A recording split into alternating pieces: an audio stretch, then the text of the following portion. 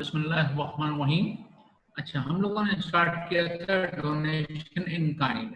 अच्छा, donation in kind का मसला क्या है कि अगर आप कोई चीज़ इन काइंड देते हैं, जैसे आपने ईदी सेंटर को एम्बुलेंस दे दी, इंडस हॉस्पिटल को आपने कोई सर्जिकल इक्विपमेंट आपने दे दिया, ओके। अच्छा ना, ये जो क्वेश्चन है आप करें ना का बेटा, ये आप करेंगे ग्रुप में आकर के, व्हाट्सएप ग्रुप में, ठीक है। यहाँ पर इसका आंसर भी नहीं आ सकता। अच्छा ना, अब मसला क्या आता है कि जो वैल्यू है उसकी वो क्या हो सकती है, वो ये होगी कि कुछ केस में फेयर मार्केट वैल्यू है, लेकिन कुछ केस में उसके स्पेसिफाइड फॉर्मूला हैं। जैसे आपने देखा ए में इंपोर्ट आइटम ये हम डिस्कस कर चुके थे। अच्छा, फिर भी आसान है, सी क्या है, यूज डेप्रिशिएबल आइटम्स, कि अगर कोई अपना फिक्स एसेट जो कि बिजनेस के लिए इस्तेमाल कर रहा है, अगर उसको रिप्लेस करना है तो पुराना बेचने के बजाय वो क्या करते हैं, किसी इदारे को दे देते हैं। तो उस केस में क्या करेंगे, टैक्स डब्ल्यूडीवी, और टैक्स डब्ल्यूडीवी कैसे आएगी, कॉस्ट माइनस टैक्स डेप्रिसिएशन, और टैक्स डेप्रिसिएशन की फिगर कैसे आएगी, ये हम आपको बताएंगे चैप्टर नंबर 12 में, ओके।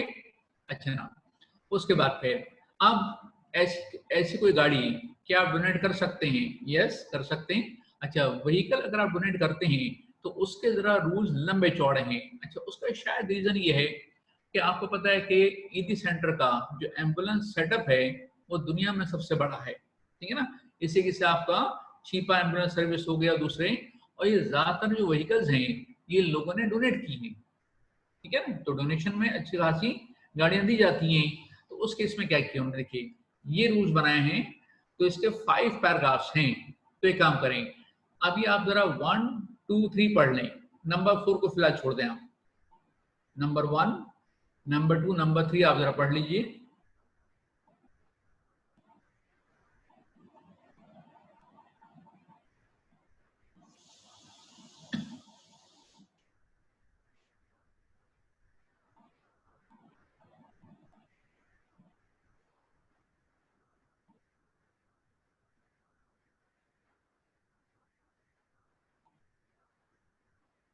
अच्छा ना, नंबर 1 और नंबर 3 में क्या फर्क है, देखिए बात ये कि नंबर 1 में न्यू व्हीकल्स आप इंपोर्ट कर रहे हैं, ओके, और उसकी हमें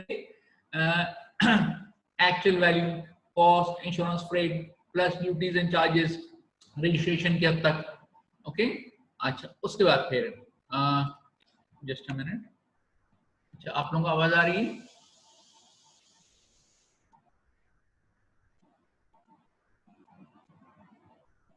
ओके। अच्छा ना, तो हम बात कर रहे थे कि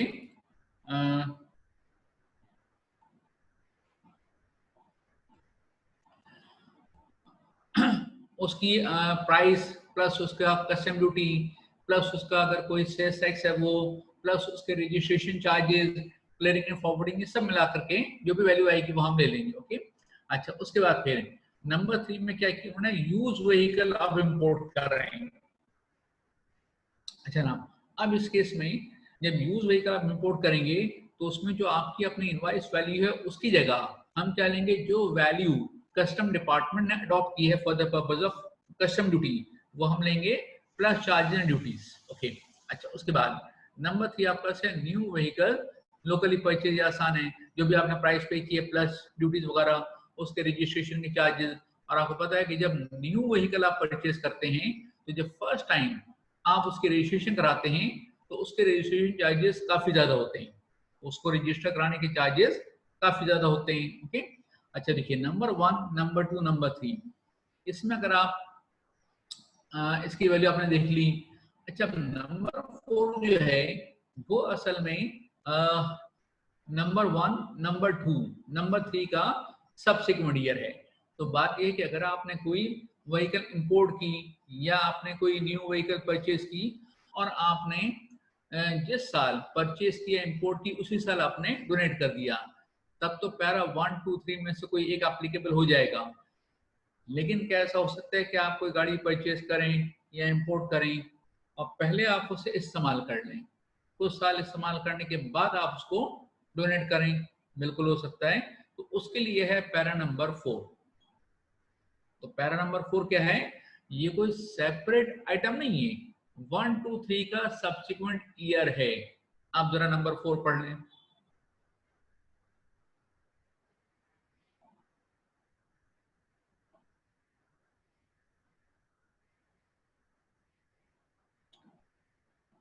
देखिए आसान है, अगर आपने 1 2 3 में से कोई भी केस है, तो जो इनिशियल वैल्यू आपकी बनी है उसको आप क्या करेंगे, हर साल 10% रिड्यूस करेंगे, जिसको हम स्ट्रेट लाइन बेसिस कह सकते हैं। और कितने साल तक आप इसको रिड्यूस करेंगे, 5 ईयर्स तक। तो आप सुने गौर से, अगर आपने कोई नई व्हीकल परचेज की नंबर 2 में, अच्छा उसकी वैल्यू थी 10 लाख रुपए, तो अब अगर आपने 3 साल इस्तेमाल करने के बाद डोनेट की है, तो आप वैल्यू क्या लेंगे, 7 लाख रुपए ले लेंगे, क्योंकि आप 3 साल तक हर साल 10% माइनस करेंगे। और अगर यही 10 लाख की व्हीकल अगर आप 8 साल के बाद डोनेट करें, अब बताइए वैल्यू कितने लेंगे। अगर 10 लाख रुपए ओरिजिनल वैल्यू है, आपने उसे 8 साल इस्तेमाल कर लिया, तो आफ्टर 8 इयर्स अगर आप डोनेट करें, वैल्यू क्या लेंगे आप, 5 लाख रुपए। बिल्कुल सही है, इसलिए कि ये जो आप 10% माइनस करेंगे, ये मैक्सिमम 5 इयर्स तक माइनस करेंगे। उसके बाद इसका मतलब क्या, वो पता है, 5 साल पूरे हो जाएं तो अब ये जो 50% वैल्यू आ जाएगी, ये फ्रीज हो जाएगी, ये कांस्टेंट रहेगी। इसका मतलब ये हुआ कि अगर अपना ईयर नंबर 6 में डोनेट करें या ईयर नंबर 11 में करें, इससे कोई फर्क नहीं पड़ता, वैल्यू सेम रहेगी। ओके, अच्छा ना, आप पैरा 5 पर आने से पहले एक चीज सुन लीजिएगा, 1 2 3 इसमें यूज व्हीकल मतलब इंपोर्ट दोनों आ गई, ठीक है ना, चाहे आप न्यू इंपोर्ट करें या सेकेंड हैंड इंपोर्ट करें, लेकिन जो लोकल परचेज आप करें वो है न्यू व्हीकल्स। तो क्या ऐसा हो सकता है कि आप लोकल परचेज करें सेकेंड हैंड कार, ठीक है, क्या ऐसा हो सकता है कि आप यूज व्हीकल परचेज करें और फिर उसके बाद आप डोनेशन में दें, बिल्कुल ऐसा हो सकता है, ठीक है। अच्छा ना, वॉइस डिस्टॉर्ट हो रही है, अच्छा ना, जस्ट अ मिनट।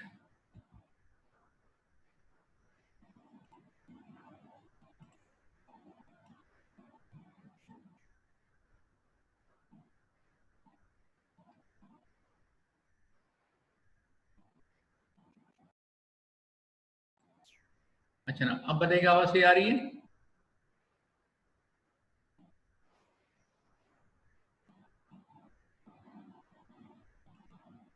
ठीक है, थैंक यू। अच्छा ना, तो हम बात कर रहे थे कि क्या ऐसा हो सकता है आपको व्हीकल जो है वो सेकेंड हैंड परचेज करें और उसके बाद आप डोनेट करें, बिल्कुल हो सकता है। तो उसके लिए पैरा नंबर 5 है।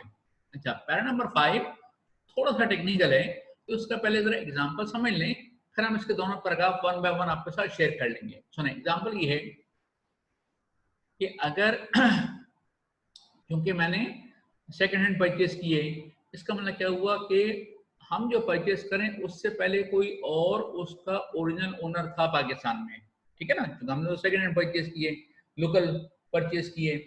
तो अब फॉर एग्जांपल आप हैं मिस्टर ए, मैं हूं मिस्टर बी, ओरिजिनल ओनर आप थे और मैंने आपने कुछ साल इस्तेमाल कर चुके हैं वो गाड़ी, ठीक है, फिर मैंने आपसे परचेज की और उसको डोनेट कर दिया। तो ओरिजिनल ओनर कौन है, ए, डोनर कौन है, बी। अब इसमें हुआ क्या, अगर आपने गाड़ी ओरिजिनली परचेज की थी आज से 3 साल पहले, ओके, आप मिस्टर ए हैं, अच्छा आपने गाड़ी परचेज की थी 10 लाख रुपए की, या इंपोर्ट की थी तो उसकी वैल्यू 10 लाख रुपए थी, और आपने उसे 3 साल इस्तेमाल कर लिया। 3 साल इस्तेमाल करने के बाद आपने डोनेट नहीं की, मैंने आपसे परचेज किया और डोनेट कर दिया। ओके, तो अब ऐसे में रूल पता है क्या है, वो ये है कि आप ये सोचें कि अगर इस केस में मिस्टर ए जो कि ओरिजिनल ओनर हैं, अगर वो खुद डोनेट करते तो वैल्यू क्या लेते हैं। अगर मिस्टर ए 10 साल की ओरिजिनल वैल्यू है, 3 साल इस्तेमाल करने के बाद डोनेट करेंगे, तो वैल्यू क्या लेंगे, वो 7 लाख रुपए। तो इस केस में जो मिस्टर बी हैं वो भी वैल्यू 7 लाख रुपए ही लेंगे, मिस्टर जो ए हैं वो भी वैल्यू 7 लाख रुपए ही लेंगे, ठीक है ना। अच्छा, इसको जरा हम पढ़ लेते हैं, क्या लिखा हुआ है, use vehicle locally purchase shall be valued as if vehicles are up to 5 years old, value shall be original cost as reduced by 10% for every year following the year in which it was imported। तो आप देख रहे हैं कि इस situation में इस चीज का जिक्र नहीं है कि डोनर ने प्राइस क्या पे की है। देखिए ना, अगर ओरिजिनल ओनर के लिए वैल्यू बनती है 7 लाख रुपए, तो डोनर ने क्या एग्जैक्टली 7 लाख की परचेज की होगी? थोड़ी कम प्राइस होगी, थोड़ी ज्यादा प्राइस होगी, लेकिन वो वैल्यू क्या लेगा? 7 लाख रुपए। ठीक है। अच्छा, अब एक और केस सुनिएगा।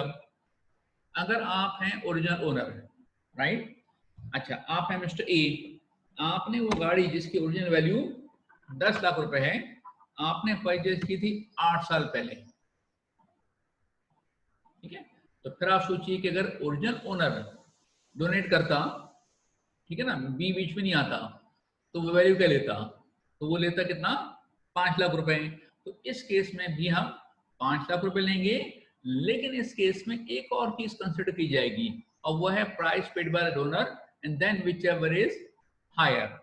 अब इसको पढ़ते हैं कि opening paragraph, use vehicle locally purchase shall be valued as, अब last paragraph, if vehicles are more than 5 years old, value shall be price paid by the donor for the used car or 50% of the original value whichever is higher। अब example सुनिएगा। अगर mister A के लिए original value थी 10 लाख रुपए और 8 साल के बाद डोनेट किया है, मतलब हमने परचेज किया, डोनेट कर दिया, तो 50% ऑफ ओरिजिनल वैल्यू कितनी बन गई? 5 लाख रुपए। तो अगर मैंने परचेज किए 6 लाख रुपए की, वैल्यू क्या लेंगे हम? 6 लाख रुपए विच इज हायर। और अगर हमने परचेज किए 4 लाख की, तो वैल्यू क्या लेंगे हम? 5 लाख रुपए विच एवर इज हायर। अच्छा, अब एग्जाम में कोई इतना बड़ा मसला नहीं, इसलिए कि अगर दो फिगर्स गिवन हो तो हायर ले लें, और एक फिगर गिवन है तो वही ले लें, कोई बड़ा मसला नहीं है। ठीक है, ओके। अच्छा ना, अब उसके बाद अदर आइटम्स। अच्छा देखिए, अब आपने देखा कि ए से लेकर डी तक जो आइटम्स कवर हो गए वो गए, तो ये अदर आइटम्स में क्या बाकी बचता है? तो पहली बात तो ये कि इसकी जो कॉमन एग्जांपल है वो है यूज्ड पर्सनल एसेट्स। जैसे सुनिए, जलजला आया, सैलाब आया, सुनामी आया, वायरस आया, आप लोगों ने अपने घर की चीजें डोनेट की ना, ठीक है ना। तो बेसिकली क्या है कि आपने अपने कपड़े, ब्लैंकेट्स, ये सब डोनेट किया आपने। तो यूज पर्सनल एसेट, घर का फर्नीचर किसी को चेंज करना है, पुराना फर्नीचर वो किसी इदारे को दे दे, ये बहुत कॉमन होता है हमारे यहाँ। तो इस केस में क्या लेंगे? Fair market value. अच्छा, अब हम तो अपने तौर पर फेयर मार्केट वैल्यू एस्टिमेट करके और रिबेट वर्कआउट कर लेंगे या इनकम से माइनस कर लेंगे, लेकिन बाद में कमिश्नर के पास ये पावर है कि अगर वो ऑडिट करे तो उसकी वैल्यू डिटरमिन कर सकता है।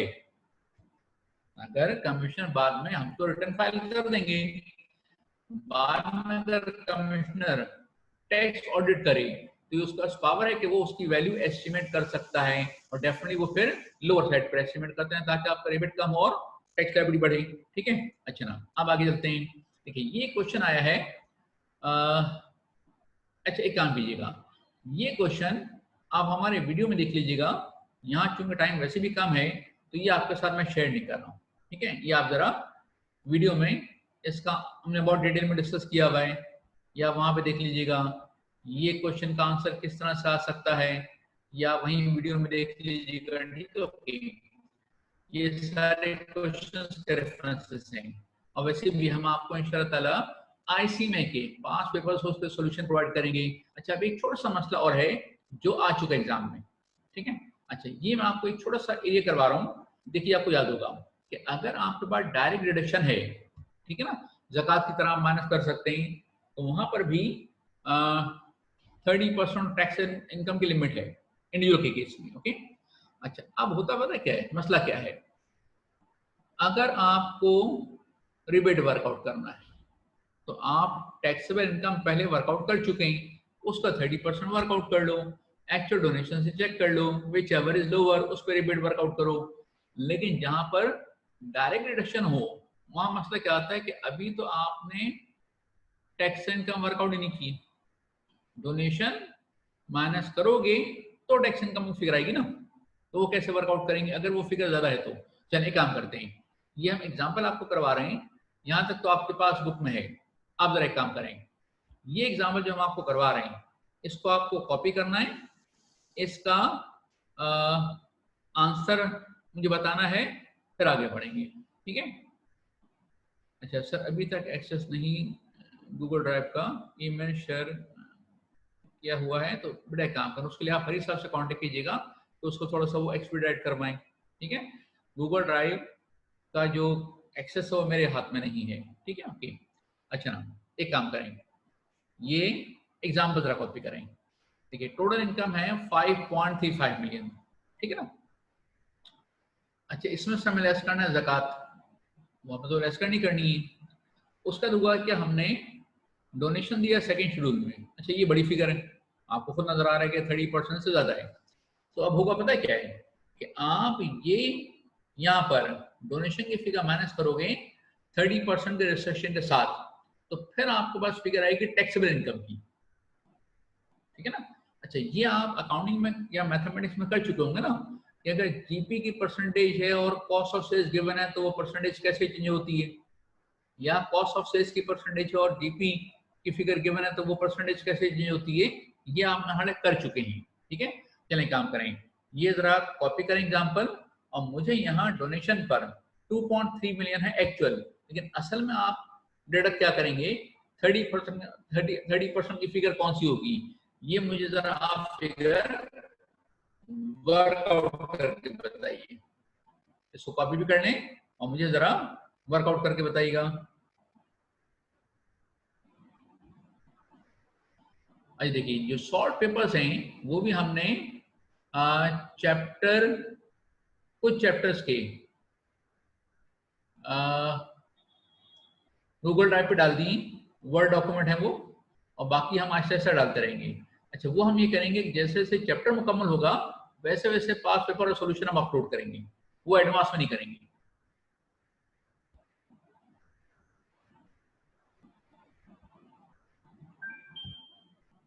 अच्छा ना, अब आंसर आ रहा है 1 पॉइंट। अच्छा मुझे आप यस डोनेशन की फिगर बताइएगा। 1.605 million, 1.2 million, 1605 million, okay, 6,90,000, fine. Donation 1.2 million. अच्छा देखिए, चलें इतना काफी है। देखिए कंसेप्ट ये है कि होता ये है कि आपने 5.35 मिलियन में से आप 1,40,000 तो माइनस कर ही दोगे ना, उसमें तो मसला नहीं है। वो माइनस करने के बाद बाकी कितनी बची आपके पास फिगर, 5.2 मिलियन। अच्छा, 5.2 मिलियन डोनेशन से पहले की फिगर है, ओके। इसमें से आपको डोनेशन माइनस करना है, कितना माइनस करना, 30% ऑफ टैक्सेबल इनकम। तो जिस चीज का 30% है वो चीज 100% हो गई। इट मीन्स कि टैक्सेबल इनकम 100% है, उससे ऊपर 30% है, और चूंकि आप लेस कर रहे हैं तो रिवर्स ऑर्डर में जाएंगे तो ऐड करेंगे, तो इसका वो उससे पहले की फिगर क्या हो गई, 130%। तो 5.2 मिलियन इज 130%। तो व्हाट इज 100%, तो जनाब आंसर आपके पास क्या आ गया, 1.2 मिलियन,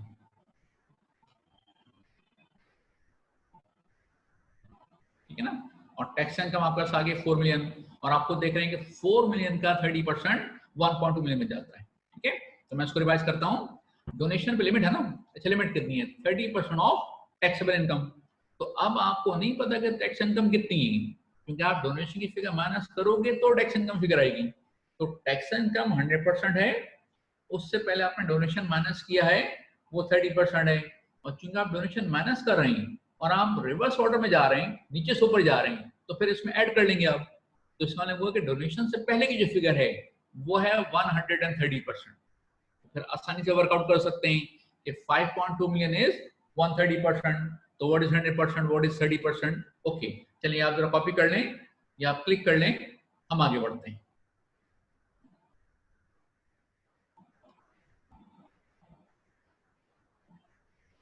आप देखिए, एक क्वेश्चन मैं आपको करा रहा हूं, तो जरा एक काम कीजिएगा, ये क्वेश्चन कॉपी करेंगे तो टाइम लगेगा, तो आप क्लिक कर लीजिएगा, आंसर इसका वैलिड आपको सॉल्व करना होगा।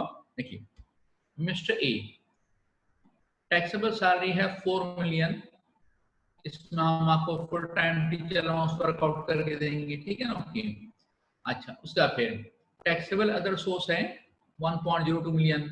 उसके बाद cash receive under inheritance 8.2 million. उसके बाद है ज़कात पे किया आपने 48,000। ज़कात हम माइनस करते हैं किसमें से, इनकम में से। अच्छा ना,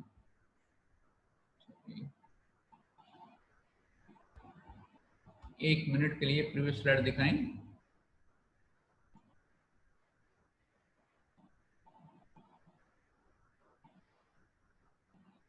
एक मिनट होने वाला है। 1 2 3 ओके।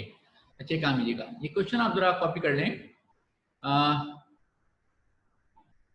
ज़कात, फिर डोनेशन भाषा डैम को पे किया है। अच्छा, भाषा डैम को डोनेशन पे किया है वो डायरेक्टली इनकम से माइनस करेंगे। ओके, उसके बाद हमने डोनेशन पे किया अप्रूव चैरिटेबल ऑर्गेनाइजेशन को, और ये फिगर है 1.5 मिलियन। तो चांसेस क्या है कि इसमें वो 30% वाला मसला आ सकता है। अच्छा, एक काम करें, क्योंकि हमारी क्लास में ज़रा जूम में इतना टाइम तो नहीं है कि आप भी क्वेश्चन सॉल्व करें, 10 मिनट लगाएं, फिर उसका हम इसको डिस्कस करें। तो काम करेंगे, आप क्लिक कर लो, इसको सॉल्व कर लो, नेक्स्ट क्लास में हम इसका आंसर आपके साथ शेयर कर लेंगे। ठीक है, नेक्स्ट क्लास में इसको आप क्लिक कर लें, नेक्स्ट क्लास में इसका आंसर हम आपके साथ शेयर कर लेंगे। ठीक है ना, okay.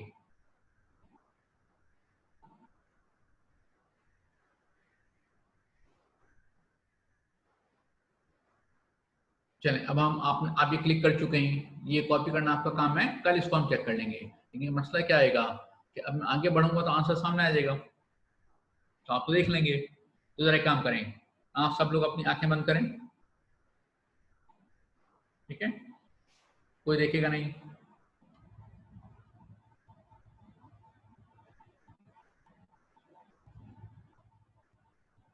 Okay, I am sure किसी ने देखा नहीं होगा। ठीक है, अच्छा ना, उसके बाद अब हम आते हैं allowance for investment in shares. ठीक है, अच्छा, इसमें तीन चीजें हैं, शेयर्स हैं, सुकूक्स हैं, और लाइफ इंश्योरेंस प्रीमियम है। ओके, अच्छा, इस पर रिबेट कैलकुलेट करने का फॉर्मूला वही है, A divide by B into C. A क्या होगा, टैक्स लायबिलिटी, वही टैक्स लायबिलिटी जो डोनेशन से पहले आ रही थी। जो डोनेशन के फॉर्मूला आपने ली है वही सेम फिगर लेंगे। फिर उसका बी है टैक्सेबल इनकम, और उसके बाद जो सी है वो शेयर्स की फिगर होगी, या सुकूक सी, या इंश्योरेंस की। तो हम एक एक करके आपके साथ शेयर करते हैं। देखिए, ओके, चलें ना। रेजिडेंट पर्सन, तो ये जो रिबेट है ये एक नॉन रेजिडेंट पर्सन वर्कआउट नहीं कर सकता। जबकि सुने, डोनेशन का रिबेट वर्कआउट कर सकता है, यस। ये होता क्या है, एक नॉन रेजिडेंट की क्या कोई पाकिस्तान सोर्स इनकम हो सकती है, बिल्कुल हो सकती है। तो वो यहाँ पर डोनेशन भी दे सकता है। तो एक नॉन रेजिडेंट पर्सन अपनी पाकिस्तान टैक्स लायबिलिटी में से डोनेशन का रिबेट भी माइनस कर सकता है। लेकिन ये जो रिबेट आपके सामने है, ये rebate non resident person workout नहीं करेगा, एक बात। दूसरी बात ये, एक कंपनी क्या डोनेशन पर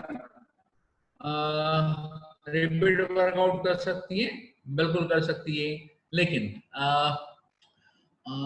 एक कंपनी जो है शेयर्स परचेस करके रिपीट वर्कआउट नहीं कर सकती। अच्छा, अब एक क्वेश्चन किसी के एच एग्जाम में पेंशन शेयर्स आते हैं, वो किस में काउंट होंगे? ये भी जरा एडवांस लेवल की बात है, ये मैं आपके साथ अभी शेयर करता हूँ। ठीक है, ओके, ये जब हम आगे बात करेंगे शेयर्स की डेफिनेशन, उसमें कवर हो जाएगा। अब सुनिए जरा, तो यहाँ ओपनिंग पैराग्राफ में दो रिस्ट्रिक्शन आ गई कि एक नॉन रेजिडेंट पर्सन ये रिबेट वर्कआउट नहीं करेगा, और एक कंपनी ये रिबेट वर्कआउट नहीं करेगी। तो मैं इसको पढ़ना चाहूंगा, a resident person other than a company shall be entitled to a tax credit in respect of cost of acquiring new shares offered to the public by a listed company provided that the person resident person is an original allotee। यहाँ पे रुक जाएंगे। तो इस छोटे से paragraph में जो रिस्ट्रिक्शंस हैं, जो कंडीशन है, वो क्या है? ये शेयर्स कौन से होने चाहिए? लिस्टेड कंपनी होने चाहिए। तो अगर आप किसी अनलिस्टेड पब्लिक कंपनी के शेयर्स परचेस करें या किसी प्राइवेट कंपनी के शेयर, तो ये रिबेट आपको नहीं मिलेगा। ये रिबेट कब मिलेगी? जब आप लिस्टेड कंपनी के शेयर परचेस करेंगे।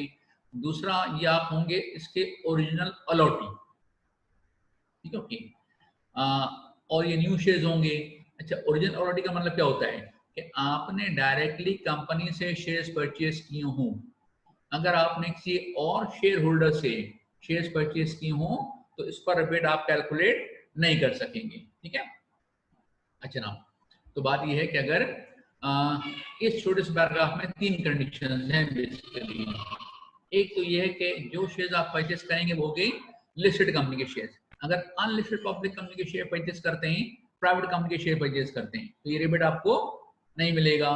दूसरी बात ये कि साहब आप हो इसके ओरिजिनल अलॉटी, यानी आपने शेयर डायरेक्टली कंपनी से परचेज किए हों, आपने किसी और शेयर होल्डर से परचेज किए हों, तो फिर आप ओरिजिनल अलॉटी नहीं होंगे। अब ये अलग बात कि अगर एग्जाम क्वेश्चन में सारी इंफॉर्मेशन गिवन ना हो, सिर्फ ये लिखा हो कि पब्लिक कंपनी के शेयर परचेज किए हैं, तो हम ये अज्यूम करेंगे कि लिस्टेड कंपनी है और हम इसके ओरिजिनल अलॉटी हैं। तो एक कंडीशन क्या हो गई, लिस्टेड कंपनी। दूसरी कंडीशन ओरिजिनल अलॉटी, और तीसरी कंडीशन है कि new shares offered to the public. जब आप कह सकते हैं भाई लिस्टेड कंपनी है तो वो न्यू शेयर ही ऑफर करेगी ना, लेकिन सुने गौर से, ऑफर टू द पब्लिक का मतलब क्या होता है, एक कंपनी क्या अपने एम्प्लॉइज को, सिर्फ अपने एम्प्लॉइज को शेयर्स इशू कर सकती है? यस, उसे हम कहते हैं एम्प्लॉई शेयर्स स्कीम। इसके लिए हमारा पूरा चैप्टर नंबर 4 मौजूद है, एम्प्लॉय शेयर स्कीम। तो अगर एक लिस्टेड कंपनी ने एक सैलरी पैकेज के तौर पर, एक एम्प्लॉयमेंट बेनिफिट के तौर पर सिर्फ अपने एम्प्लॉइज को शेयर इशू किए, तो वो फिर new shares offer to the public की डेफिनेशन में नहीं आएंगी। तो एक काम करें, अगर आपका बुक है तो आप इसी पैराग्राफ के सामने लिख लें आप कि shares issued under employee share scheme are not eligible for rebate. मैं रिपीट करता हूं, shares issued under employee share scheme are not eligible for rebate, क्योंकि उसमें हम पब्लिक को ऑफर नहीं कर रहे होते। ठीक है ना, ओके। अच्छा, उसके बाद एक और चीज है, on the shares acquired from the privatisation commission of Pakistan. अच्छा, तो आपको पता है कि 1972 में भुट्टो साहब ने नेशनलाइजेशन किया था, तो तकरीबन तमाम कंपनीज, तमाम बैंक्स वगैरह सबके शेयर्स किसके पास चले गए थे? गवर्नमेंट के पास चले गए थे। ओके, अच्छा, फिर कुछ अरसा गुजरा तो फिर पता चला कि वो डिसीजन सही नहीं था, तो अब गवर्नमेंट ने क्या किया कि अपने शेयर्स बेचने शुरू किए। तो गवर्नमेंट जो शेयर्स बेचती है वो बेचती है through privatisation commission of Pakistan. आप खास बात सुनेगा, ये जो privatisation commission of Pakistan through shares आप परचेज करेंगे, उसमें रेजिडेंट होना और कंपनी वाला मसला तो अपनी जगह है, लेकिन उसमें ये 3 कंडीशन एप्लीकेबल नहीं होंगी। यानी उसमें लिस्टेड कंपनी के शेयर होना जरूरी नहीं है, उसमें ओरिजिनल अलॉटी तो आप वैसे भी नहीं है ना, तो गवर्नमेंट के शेयर जो आप परचेज कर रहे हैं, और ये ऑफर टू द पब्लिक वाले केस। तो बात है कि साहब प्राइवेटाइजेशन कमीशन के थ्रू अगर आप शेयर परचेज करते हैं तो इवन किसी प्राइवेट कंपनी के शेयर परचेज करके भी आप रिबेट वर्कआउट कर सकते हैं, क्योंकि जब नेशनलाइजेशन हुआ था तो इवन प्राइवेट कंपनी के शेयर्स भी गवर्नमेंट के पास चले गए थे। ठीक है, ओके।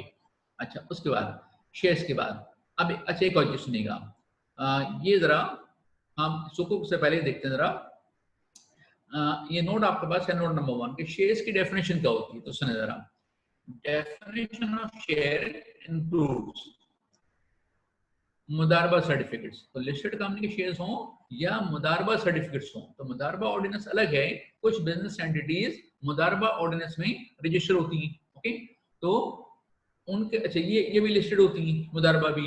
तो mudaraba certificates are as good as listed company shares and interest of a beneficiary in a trust including units in a trust. तो आपको पता है कि होता क्या है, ये जो म्यूचुअल फंड्स हैं, मीजान बैंक के हों या अच्छा आजकल तो हर बैंक इस्लामी बैंक है ना, तो बात है कि साहब हर बैंक तकरीबन कुछ ना कुछ म्यूचुअल फंड्स के नाम से सर्टिफिकेट इशू करा होता है। तो वो जो म्यूचुअल फंड अगर आप परचेज करेंगे किसी इस्लामी बैंक के, तो वो भी शेयर्स की डेफिनेशन में आते हैं। वो परचेज करने के बाद भी आप रिबेट वर्कआउट कर सकते हैं। तो बेसिकली शेयर्स में 3 चीजें हो गई, एक हो गया शेयर्स खुद, दूसरा हो गया मुदारबा सर्टिफिकेट्स, तीसरा हो गया म्यूचुअल फंड्स। ओके, अच्छा, अब भाई सुकुक्स। देखिए सुकुक्स क्या है, इस्लामिक मोड ऑफ फाइनेंसिंग के तहत कुछ सर्टिफिकेट इशू किए जाते हैं। ओके, अच्छा अब हम आपको ये तफसील नहीं बताएंगे कि सुकोक्स होते क्या हैं, इसलिए कि हम आपको इस्लामिक बैंकिंग नहीं पढ़ा रहे ना, हम तो आपको टैक्स पढ़ा रहे हैं। देखिए प्राइवेटाइजेशन क्या होता है, गवर्नमेंट के जितने शेयर्स है ना, ठीक है, वो गवर्नमेंट ने जब पब्लिक को बेचना चाहा तो उसने कमीशन बनाया, उसका नाम क्या था, प्राइवेटाइजेशन कमीशन ऑफ पाकिस्तान। उसके तहत कोई शेयर्स बिकते हैं, जैसे पीआई के शेयर्स बिके, पीएसओ के शेयर्स बिके। ओके, तो वो जो गवर्नमेंट अपने शेयर बेचती है वो बेचती है through privatisation commission of Pakistan. तो इस कमीशन के थ्रू अगर आप शेयर परचेज करते हैं तो उसमें पब्लिक लिस्टेड होना, ओरिजिनल अथॉरिटी होना, ये कंडीशन नहीं है, ठीक है। ओके, अच्छा अब हम बात करते हैं सुकोक्स। तो सुकोक्स आप परचेज करते हैं तो उस पर भी रिबेट वर्कआउट कर सकते हैं, बिल्कुल जैसे कि आप लिस्टेड कंपनी के शेयर्स पे करते हैं। ओके, अच्छा अब आइए लाइफ इंश्योरेंस प्रीमियम। तो सुना जरा गौर से, एक है मिस्टर ए, क्या ऐसा हो सकता है कि वो अपना लाइफ इंश्योरेंस करवाएं? हो सकता है। अच्छा उस पर प्रीमियम पे करेंगे। अच्छा क्या होगा? अगर मिस्टर ए ने लाइफ इंश्योरेंस करा लिया तो उनके बच्चे क्या दुआ मांगेंगे? रमजान की बड़ी रातें आ रही हैं, दुआ कबूल होती है। अगर किसी के अब्बू ने लाइफ इंश्योरेंस करा लिया तो बच्चों ने क्या दुआ मांगी बताएं?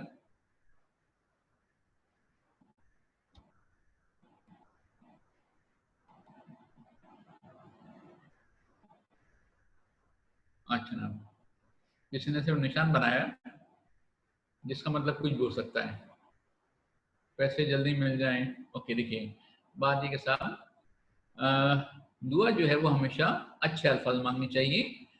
तो खुदा मेरे अब्बू, अच्छा नाम, देखिए दुआ हमेशा अच्छे अल्फाज मांगनी चाहिए।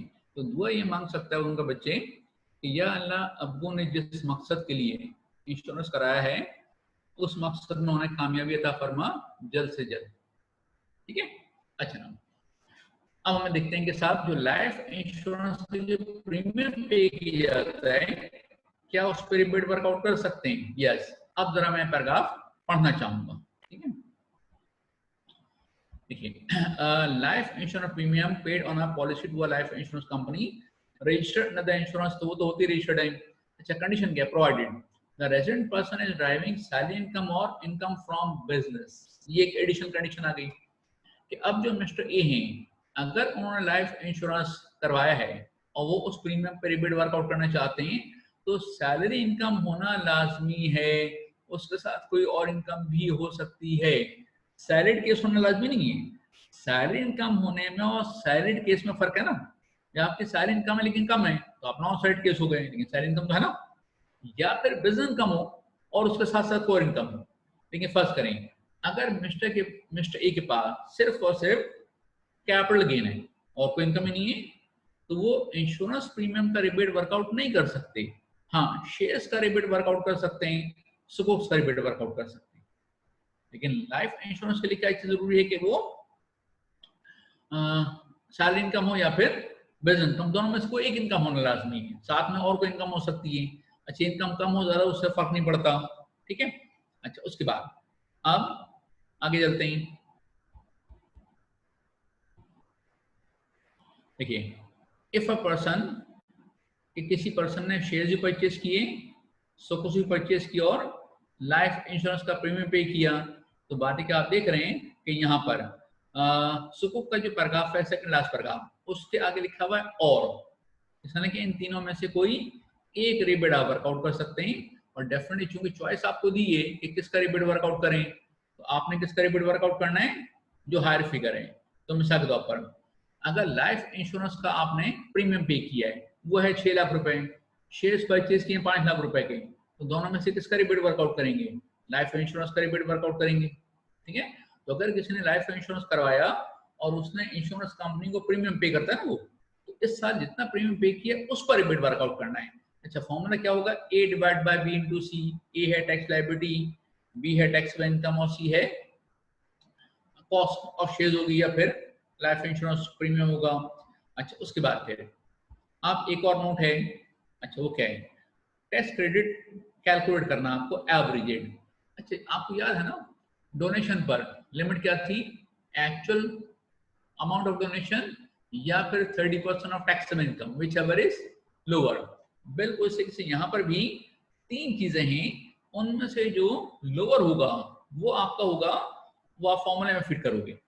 अपने फॉर्मूले में फिट करने के लिए आप फिगर कर लोगे, कॉस्ट ऑफ शेयर्स है या फिर सुको का या फिर प्रीमियम है, या फिर एक फिगर क्वेश्चन में ऑर्डिनेंस में गिवन है वो है 2 मिलियन, या फिर फिगर है 20% tax income, and then whichever is lower. तो करना क्या आपको, ए है टैक्स लायबिलिटी, बी है टैक्सेबल इनकम, और जो सी है उसमें जब आप फिगर फिट करेंगे तो पहली बात तो ये कि आप देखेंगे कि शेयर्स सुको या प्रीमियम से कौन सी फिगर लेनी है, वो हायर है, और फिर उसको कंपेयर करेंगे किसके साथ, 2 मिलियन के साथ, और फिर उसको कंपेयर करेंगे किसके साथ, 20% ऑफ टैक्स इनकम के साथ, and then whichever is lower. तो एक काम करते हैं, ये रिबेट्स आप रिवाइज करें, और फिर हम आगे जाके जब इंशाल्लाह प्रैक्टिकल क्वेश्चन करेंगे तो उसमें ये हम आपके साथ शेयर कर लेंगे, ठीक है। अच्छा, अब आगे बढ़ते हैं। देखिए, अब एक मसला सुनिएगा, वो ये कि अगर किसी ने शेयर्स परचेज किए, रिबेट वर्कआउट कर लिया, तो ऐसा नहीं शेयर्स परचेज करो और अगले दिन भेज दो, नहीं, उसके लिए एक है होल्डिंग पीरियड का कंसेप्ट। वो क्या है, देखिए वो ये है कि जो शेयर्स आप परचेज करेंगे तो कम से कम 24 महीने आपको शेयर्स अपने पास रखने हैं। अगर आपने 24 महीने से पहले शेयर्स बेच दिए तो पता क्या होगा, अब डिपेंड करता है। नोट नंबर 3 पढ़ने जरा। देखिए, अगर आप, अच्छा हमारा जून ईयर एंड है, अगर आपने शेयर्स परचेज किए फरवरी में, बेचे अप्रैल में, तो सेम टैक्स ईयर में आपने परचेज भी किया और सेल भी कर दिए। नोट नंबर 3 के मुताबिक आप रिबेट वर्कआउट ही नहीं करोगे।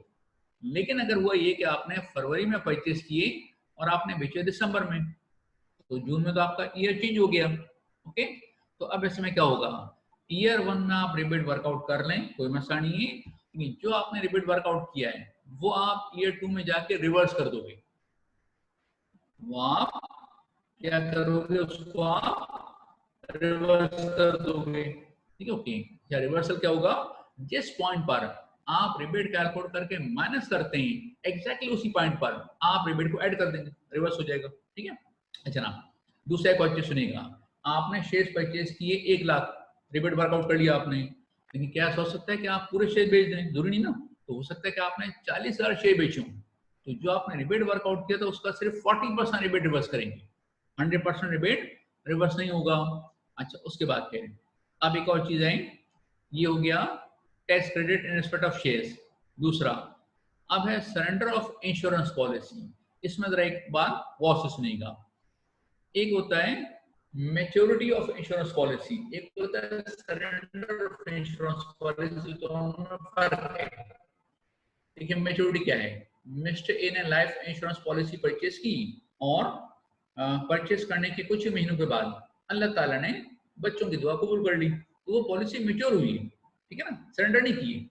अच्छा, सरेंडर का मतलब क्या होता है, मिस्टर ए ने पॉलिसी परचेज की, फिर इंश्योरेंस प्रीमियम पे किया, फिर किसी दर्स में उन्होंने सुना कि लाइफ इंश्योरेंस कराना हराम है, ठीक है ना, और हराम इनकम से आप बच्चों की परवरिश करेंगे तो उसका नतीजा आप देख लें, ठीक है। ओके, तो बहरहाल तो उन्होंने क्या किया कि पॉलिसी अपनी कैंसिल करा दी, तो कैंसिलेशन को कहते हैं सरेंडर करना।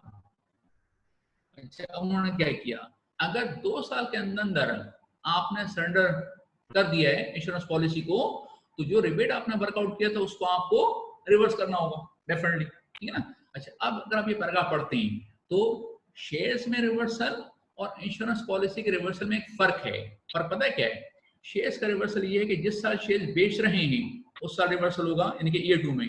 यहाँ पर उन्होंने क्या किया, जिस साल आपने रिबेट वर्कआउट किया था उस साल रिवर्स होगा, यानी अब ईयर 2 की टैक्स लायबिलिटी में ऐड नहीं होगा, ईयर 2 का की सारी कैलकुलेशन रिवाइज होगी, ईयर 2 की सारी कैलकुलेशन रिवाइज होगी, इसमें फर्क है।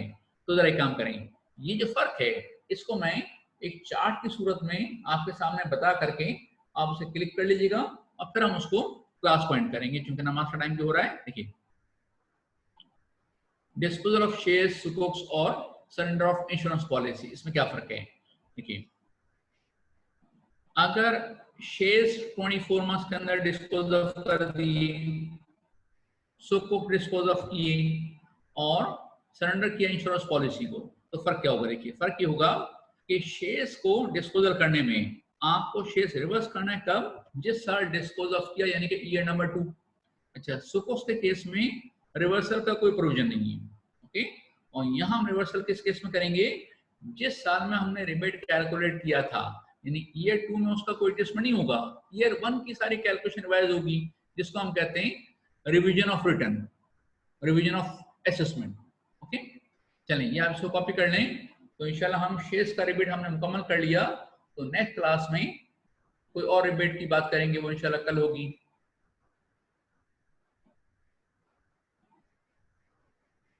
अच्छा, कि रिवर्सल इसलिए करना है कि ये उन्होंने कहा शेयर्स को जब हम आपको रिबेट देते हैं तो ये इसलिए कि साहब आपकी लॉन्ग टर्म इन्वेस्टमेंट होनी चाहिए, शॉर्ट टर्म इन्वेस्टमेंट पर आपको रिबेट नहीं मिलेगा। गवर्नमेंट ने इंसेंटिव दिया है उन लोगों को जिनकी लॉन्ग टर्म इन्वेस्टमेंट है, अगर किसी की शॉर्ट टर्म इन्वेस्टमेंट है तो उसके लिए रिबेट नहीं है, ठीक है। अच्छा, इसको आप क्लिक कर लें, मोबाइल फोन तो होगा आपके पास, फिर बाद में आप उसे कॉपी कर लीजिएगा। अच्छा, जो भी आप क्लिक करें कॉपी जरूर करेंगे रजिस्टर पर, इसलिए कि मोबाइल फोन किसी ने ले लिया तो फिर एग्जाम भी वही देगा, और दूसरा को पता है मोबाइल फोन आप एग्जाम में नहीं ले जा सकते, ठीक है।